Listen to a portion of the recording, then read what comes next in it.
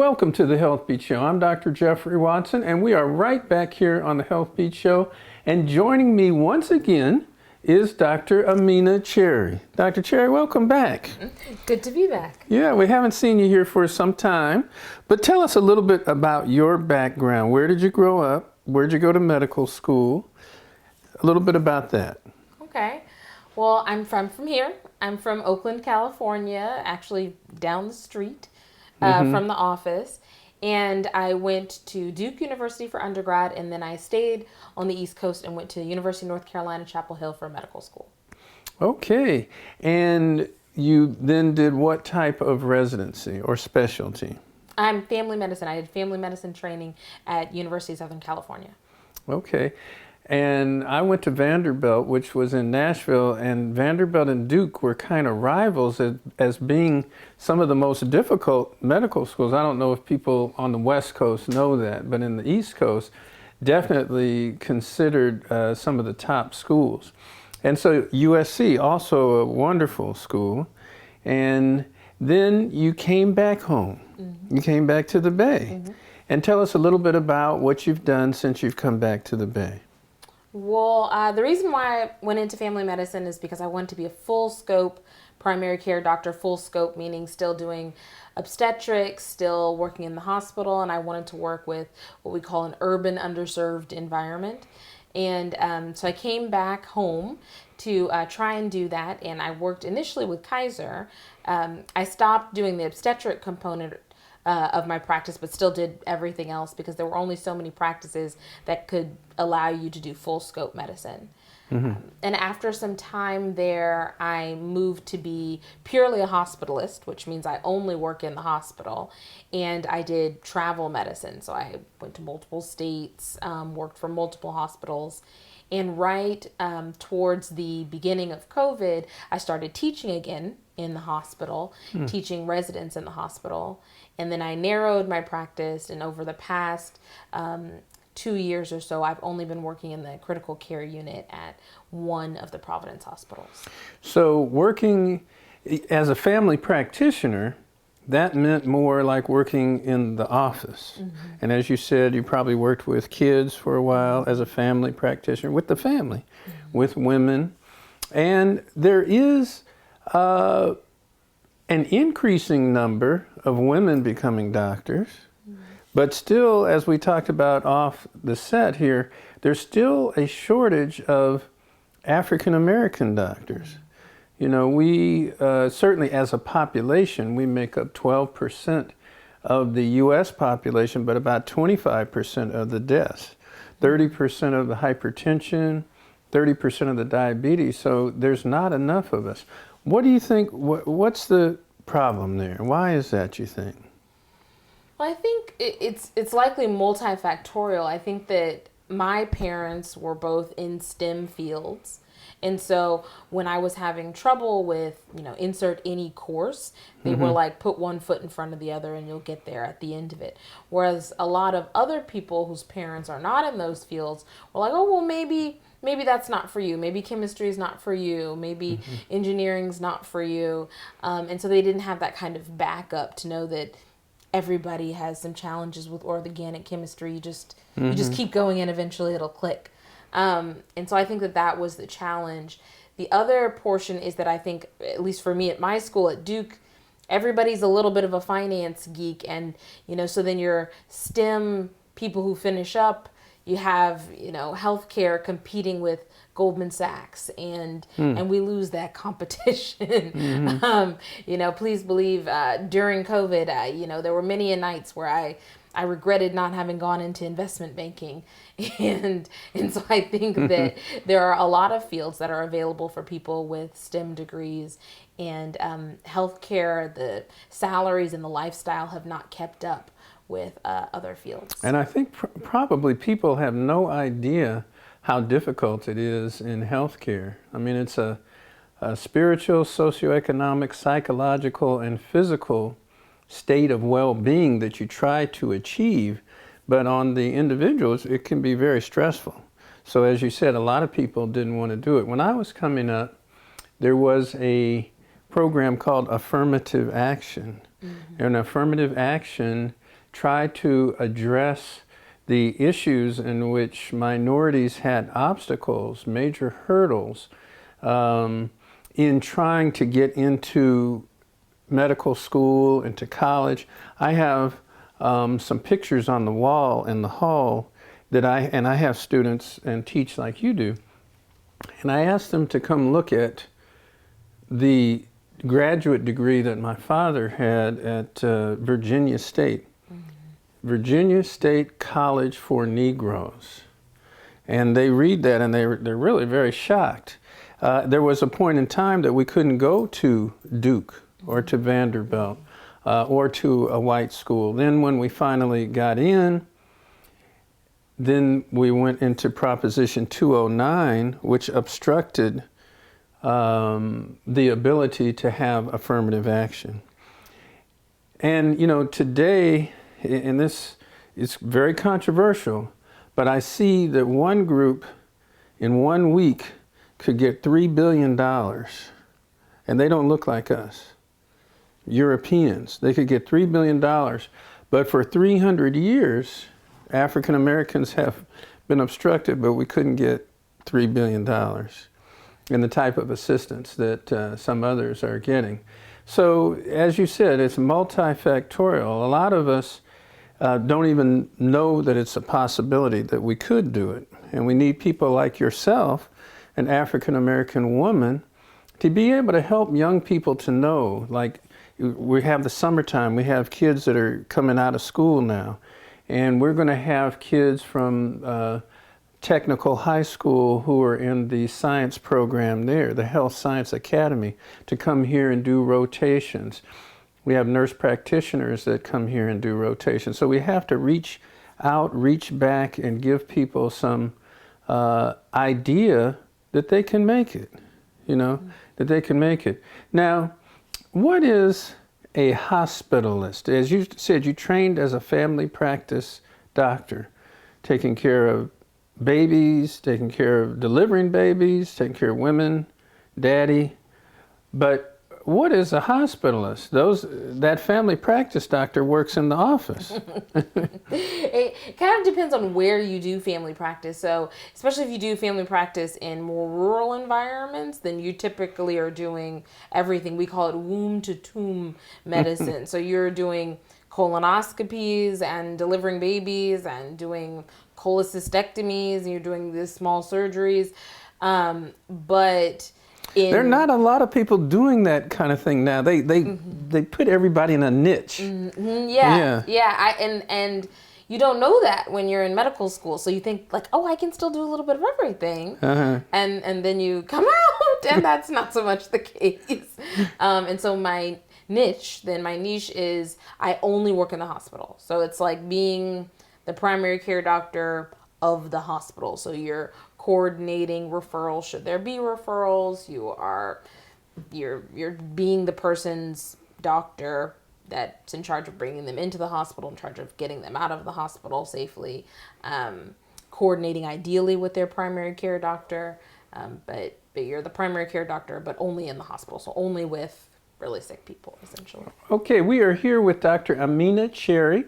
We're talking about what it's like to become a doctor, and when we come back, we're going to be talking about what it's like to be a doctor right now in the time of COVID-19 and the multiple changes that we're going through. I'm Dr. Jeffrey Watson. We'll be right back after this. So they say it's a man's world? I don't see anybody's name on it. While they were doing their thing, we slowly changed ours. Today, women can do anything men can do. And there's one thing we're even better at.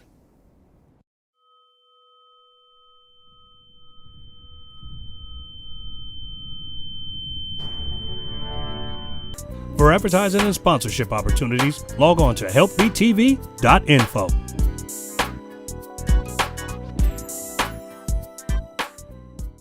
I'm Dr. Jeffrey Watson. For more information, go to our website, healthbeattv.info. You'll hear more about the information that we're giving you on the Healthbeat Show.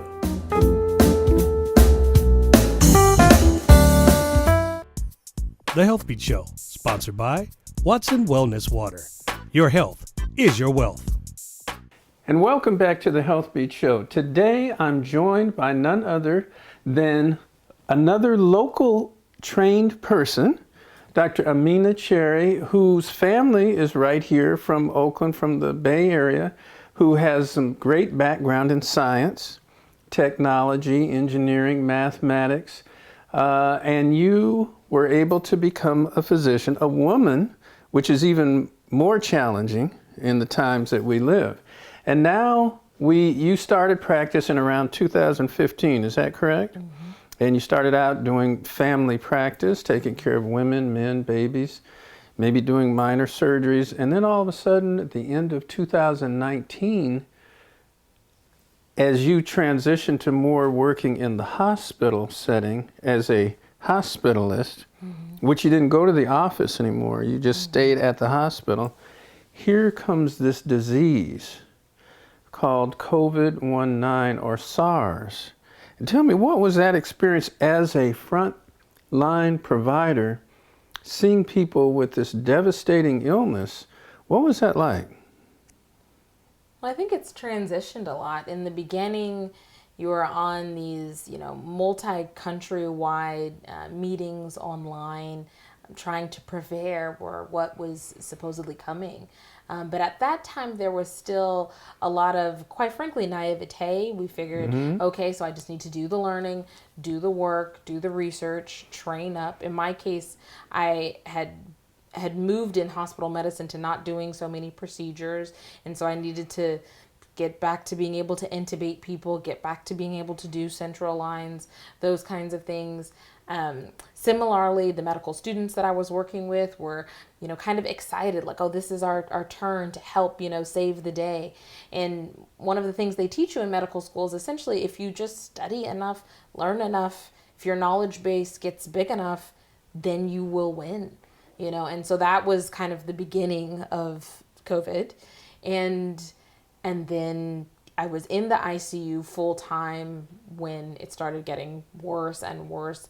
And that was, not only are you trying to save people in the parking lot, but then you're crying in your car in the parking lot. And those were kind of the waves of COVID. Yeah, I came along and graduated, did the last year at UC San Francisco when HIV was at its peak, which was the late 80s. And there was no cure. It was 100% death. And it was a very frightening time. And there were ways of trying to treat people with lung problems that got filled with pneumocystis pneumonia. We talked about this off of air. You talked about intubating. That means putting the tube down somebody's throat to help them breathe because they couldn't breathe anymore. Proning, putting somebody on their stomach. Well, I'm old enough now that I did that with HIV and use of steroids. Mm-hmm. When I started treating patients with COVID-19 in the hospital, and I suggested these things, the younger doctors who had not seen that, steroids was contraindicated. Mm-hmm. The pharmacy would not even allow it. Mm-hmm. I ordered it and I said, listen, I'm the doctor, you're the pharmacist, I've seen this kind of disease, adult respiratory distress syndrome, ARDS, which can come from a variety of bacteria, fungus, viruses. And we saw this kind of thing. But the other thing that I know we both saw, you said you cried in the parking lot, which I did also, is for many patients there was nothing you could do for phase 1 of it. As we went through phase 2 and we saw that you could even be vaccinated and still get COVID. But people lived through it. They didn't have to get on the ventilator. A lot did. Some still got sick. Some still got sick. And it's the same with the flu vaccine. You could get the flu vaccine and still get the flu, but maybe not as bad. What is your thought about the vaccine? I mean, I was a little nervous to take it right away, but in December of 2019, when I guess about it first came out, I said I better do it because I don't want to bring it home to my kids and my wife and my family, you know. What was your thought about it? Particularly being an African American.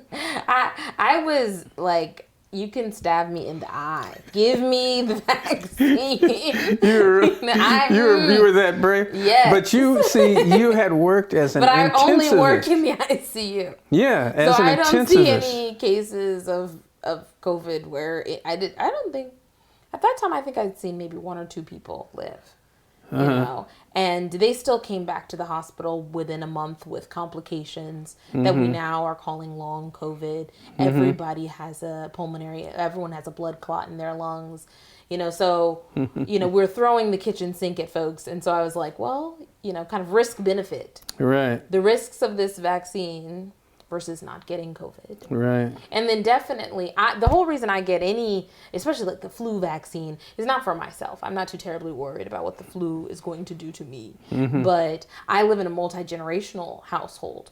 My parents are there. We moved in. My grandmother at the time, my younger sister was pregnant. So I was like, I've got to get this. I've got to get the vaccine. Yeah, my mother, when she was 99, she took the vaccine and she did fine. So that was a pretty frightening time. So you went from being a hospitalist, working in the hospital, taking care of people that might have come in with a broken leg and you had to prepare them for the orthopedic surgery, or taking care of people with gallstones and getting them ready to get their gallbladder taken out, to an intensivist. Now that's almost another specialty, and again, that's working in the ICU, the intensive care unit. So you went from taking care of kids all the way to the other end of the spectrum, working in the ICU. Yes. I call myself still going through fellowship, you know, because I'm still calling the trained critical care doctors to say, hey, you know, this is what I was planning on doing. Do you think that's a good idea? You know, I feel like I'm back in training. Fortunately, my ideas are good at this point. But I feel like I'm back in training. Well, one thing that I think we all need to be honest about and realize is that this whole COVID thing is an evolutionary process. There's not one answer. There's not one perfect bullet or medicine that works. I mean, recently they said you don't have to wear a mask anymore, but there's a new bug, you know, BA2 or whatever they're calling it, it's coming out. So while the new one's coming out, you don't have to wear a mask unless you want to. All right, I'm Dr. Jeffrey Watson. We're right here with Dr. Amina Cherry on the Healthbeat Show. Stay tuned. We'll be right back. For advertising and sponsorship opportunities, log on to healthbeattv.info.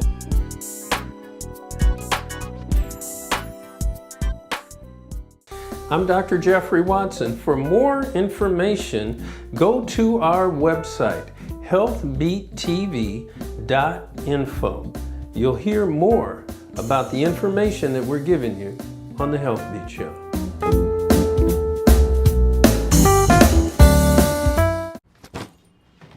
Hart, what's going on?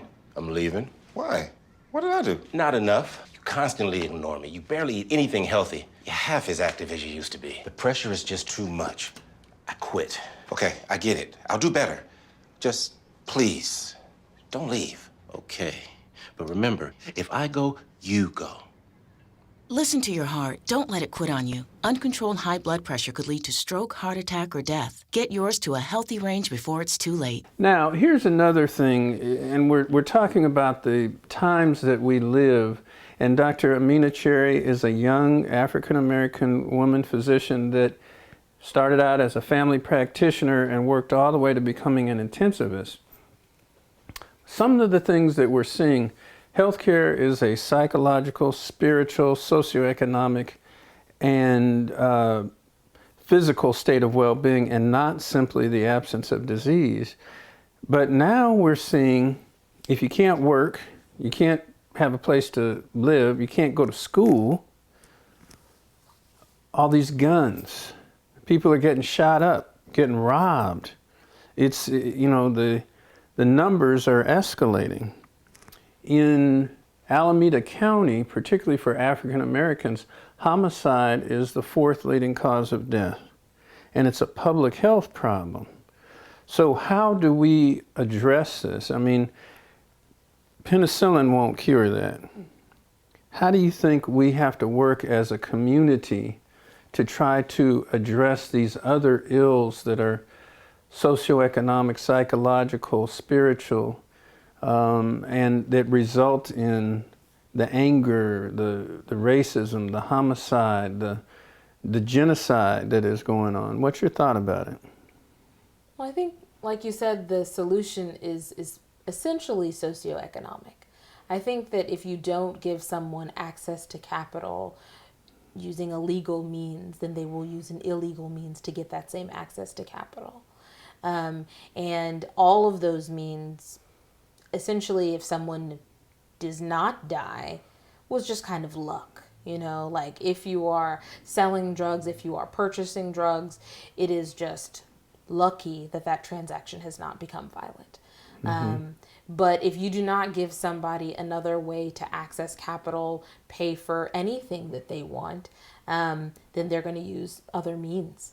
And I think that that has shown itself throughout all of history, not just with African Americans, essentially with organized crime in the United States. It was, okay, well, you can't get funding for your business this way, but you can go to your godfather and that person will fund your beauty salon. You know, you can't get a loan this way. You can't get help paying for your tractor for your construction business, but you can go to your friend's uncle who has a different kind of business and that person will give you a loan.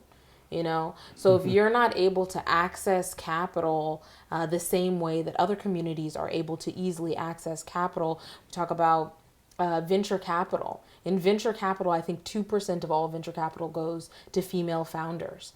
Okay, you can imagine the amount of that goes to African American female founders.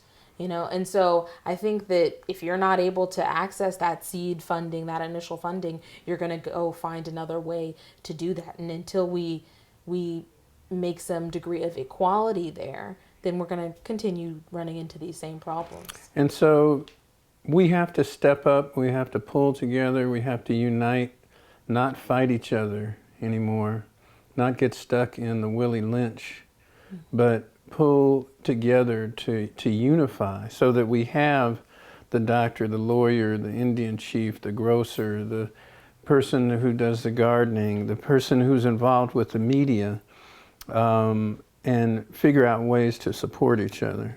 Because now it's more important than ever. Now, I've been around for a minute, and I've seen it go around, and it's not a good thing right now. So we've got to figure out how to do that. Summertime is coming. I think it's very important that if we talk to our young people, just like you're talking about, it's got to start with the young people. If you want to come and do an internship, Dr. Amina Cherry, who is a teacher, and Dr. Jeffrey Watson, who is a teacher, if you want to come and see what being a healthcare provider is like, come to the James A. Watson Wellness Center. Come sit down with us. Come talk with Dr. Janelle Green, who's a foot specialist. She's a podiatrist. We've got a chiropractor here. We have a lab here. We have nurse practitioners here. We've got administrators here. And this is an educational institution. So we offer you to come down, get some experience, and learn, because you'll always hear me say that if you knew better, you could do better. All right, so I'm Dr. Jeffrey Watson. We're here with Dr. Amina Cherry, who is right here from the Bay. What would you say would be, you know, for a young woman who's trying to come up in the sciences, as you talked about, it's even harder for a young woman. What would you like to tell them to try to do to persevere? I think that your tribe is going to be incredibly important. And by tribe, I mean your friends and family that you keep around you, that are there to tell you to just keep plugging, you know, just one foot in front of the other. People think that you actually start medical school typically right when you get out of undergrad, and that's not true. The average age of starting medical school is several years after you have finished undergrad. And during that time, people are living their lives doing the best they can. But if you just keep putting one foot in front of the other, and you're going to need a community surrounding you to help support you, then I think that you'll be fine. Just keep going, and you'll get there, and we're here to support you. So important. I'm so glad that you said that. It's the kind of people that you hang around. You could hang around some people that aren't trying to do what you're trying to do. They're maybe going to the left. If you hang around somebody going to the left, you might go to the left, But if you hang around somebody who's trying to go up, you might go up. So that's so important. I think you put it very well. Your tribe. So let's get some positive tribes. Summertime is coming up. Let's work together. Let's pray together. Let's play together. Let's educate each other. And let's talk about history too. There's a lot of us that have done well in history that it's been erased, So let's teach each other about the greatness in history that we have. Okay, I'm Dr. Jeffrey Watson. We are right here on the Healthbeat Show. Remember always that your health is your wealth, and when you have your health, you have everything. Thank you so much, Dr. Mina Cherry, for being with us. We had a great time. Keep doing what you're doing. Thank you. All right. The Healthbeat Show, sponsored by Watson Wellness Water. Your health is your wealth.